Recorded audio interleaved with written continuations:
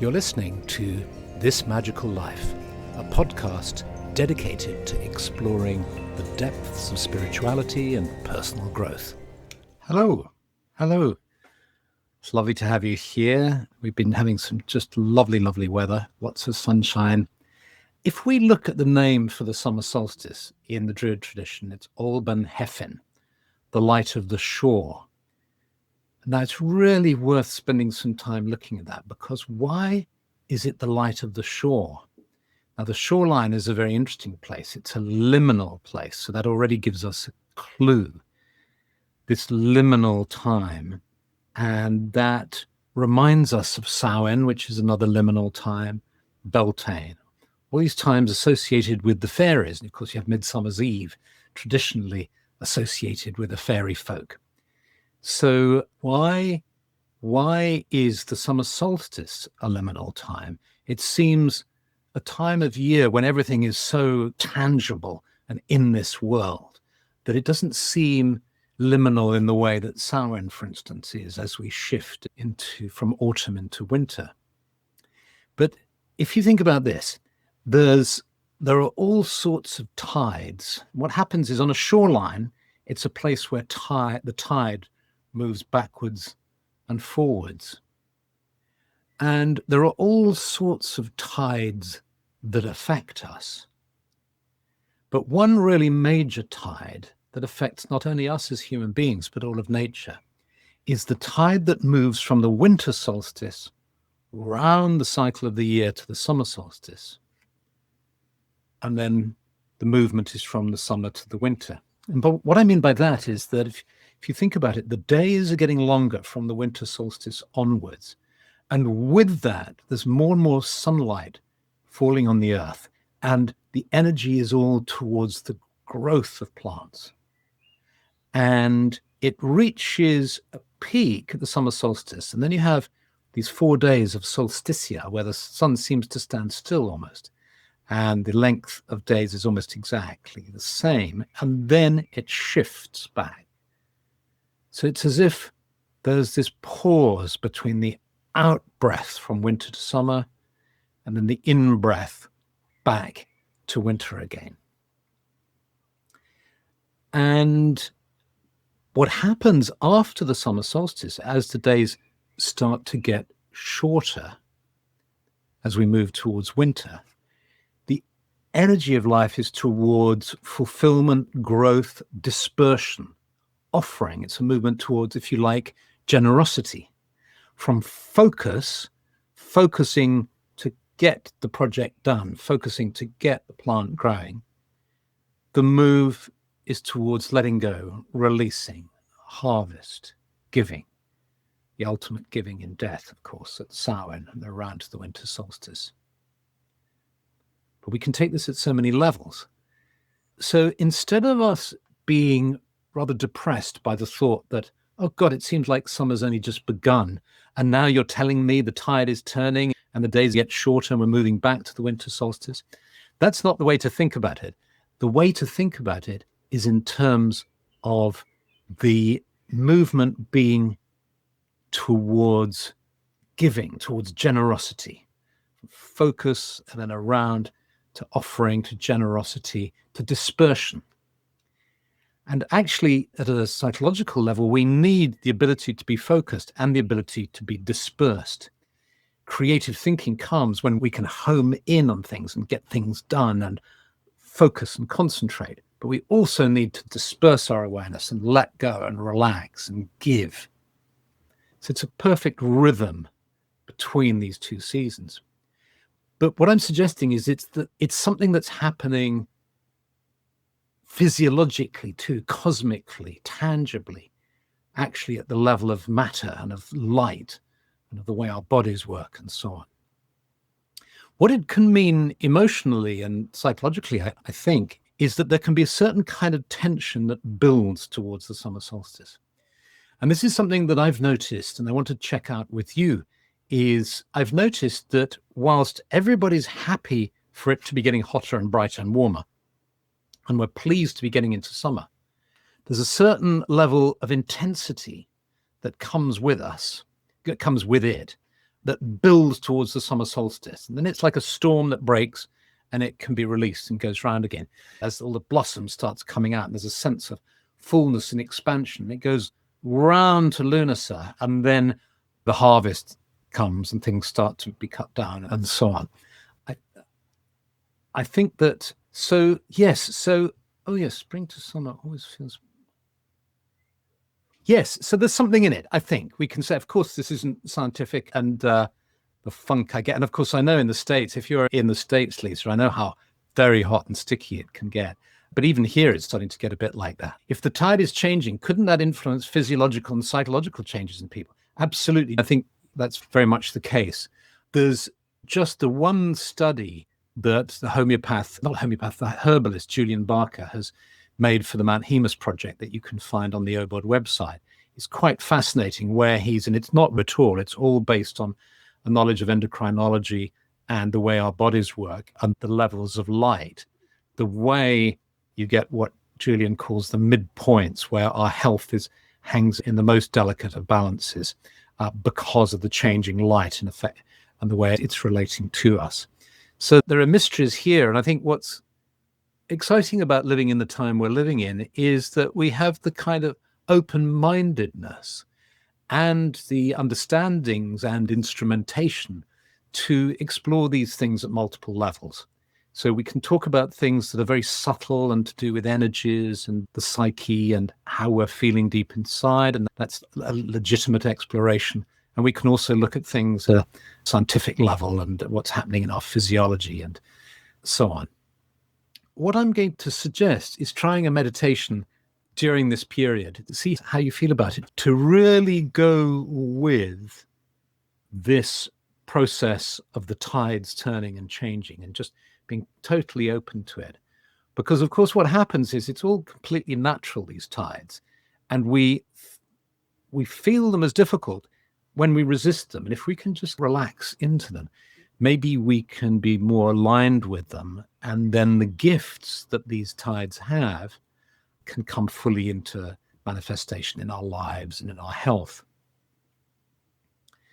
So let's try this now. And what I'm going to suggest is that we use the moment between the out breath and the in breath, and the in breath and the out breath, as this moment of opening to the stillness in the midst of the changing of the tides. So as you breathe out, you go, and there's a kind of delicious moment that you can control. I mean, you can prolong it as long as you like, but there's a moment where you're neither breathing in nor breathing out. You just rest. And then you breathe back in again. And then at the top, same thing.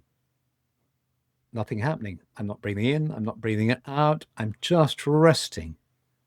And then the tide goes out and I breathe out. Rest. Tide comes back in.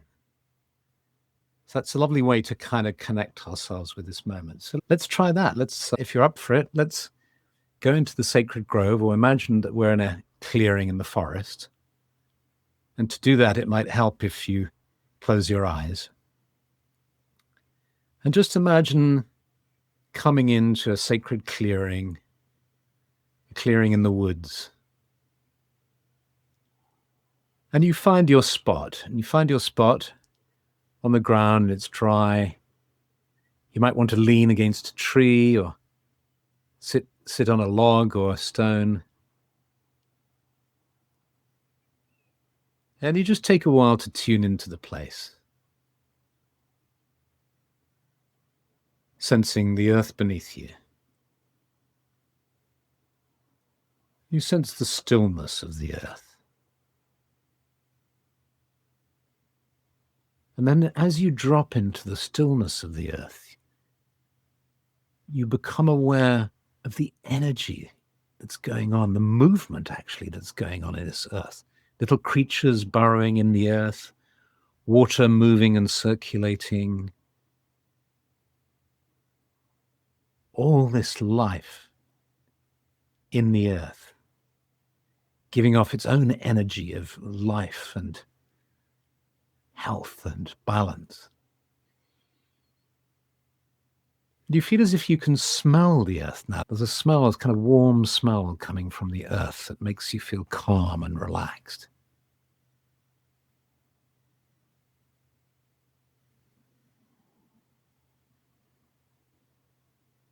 And then you sense the presence of the trees around you. You sense the presence of these trees as living beings, our brothers and sisters, with us, our guardians and protectors and friends.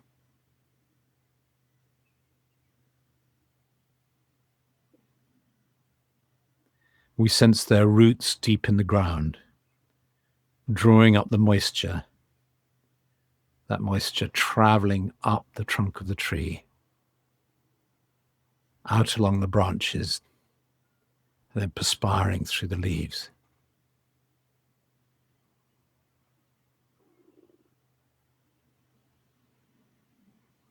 And you sense these bright green leaves reaching high into the air.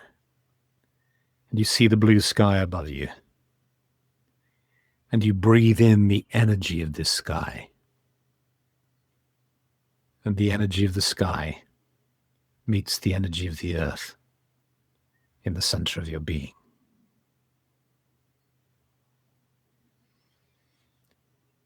And you tune into your breathing now. And without trying to change it in any way, you just become aware of it. Of the kind of rhythm that you're following, breathing in and breathing out.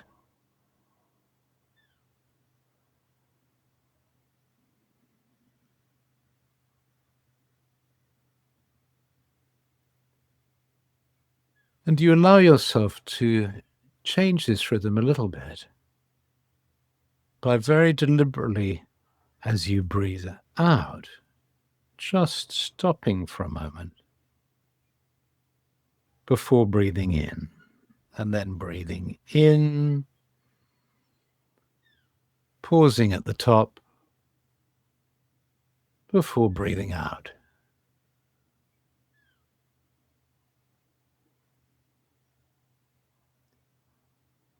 And then just practice really attending to this moment of pause and creating a pause that feels just right for you, just long enough for you.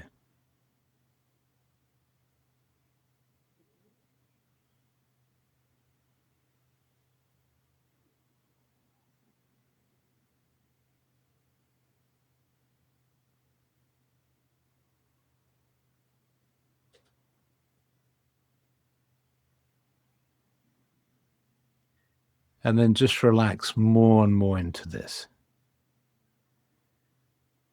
With every out breath, just letting go completely.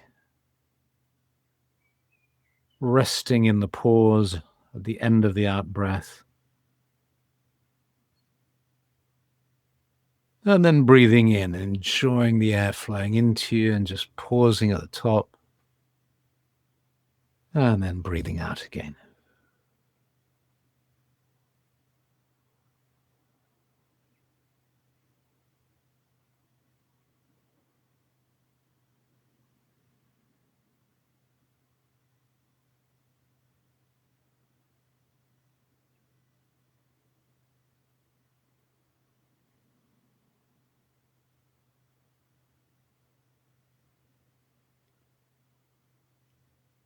And you might like to add even that perfume of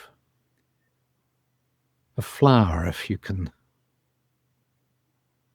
imagine one, or perhaps even smell one now.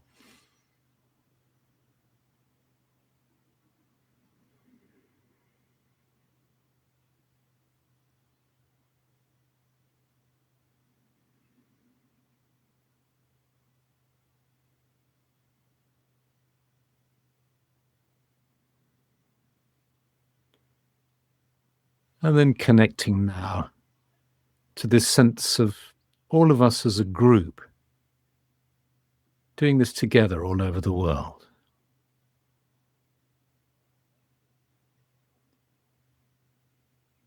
And more research is pointing to the fact that the mind is not local. Our minds are not confined to our brains. There's a great mystery here. We're all connected in this web of consciousness. And so even though we're all spread apart all around the world, at some level we're together. Just breathing in and breathing out.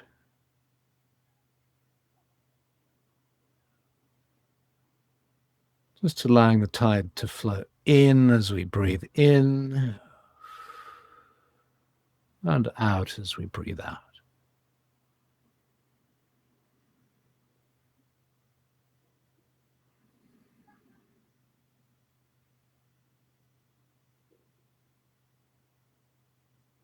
And we know that if we could study the body, we'd realize that there are all sorts of things happening as we breathe in and just hold our breath for a moment and then breathe out. All sorts of physiological changes are flowing rhythmically backwards and forwards.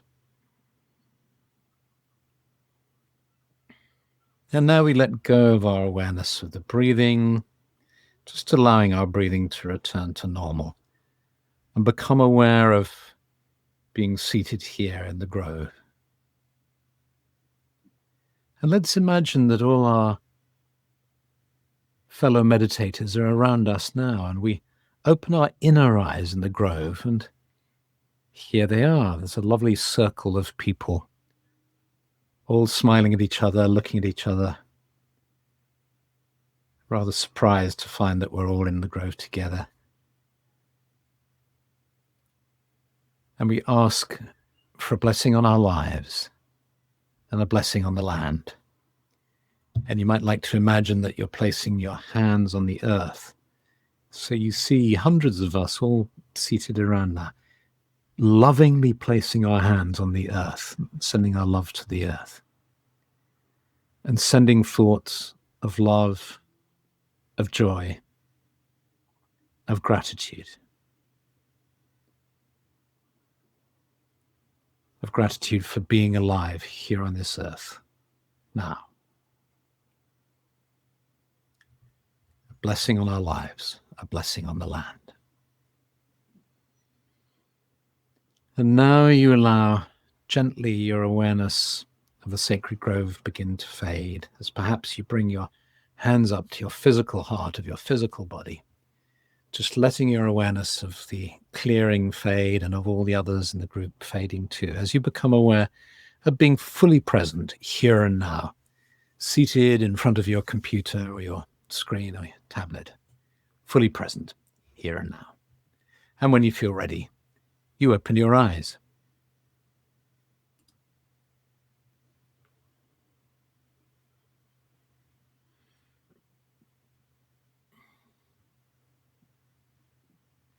Really entering that moment between the in-breath and the out-breath.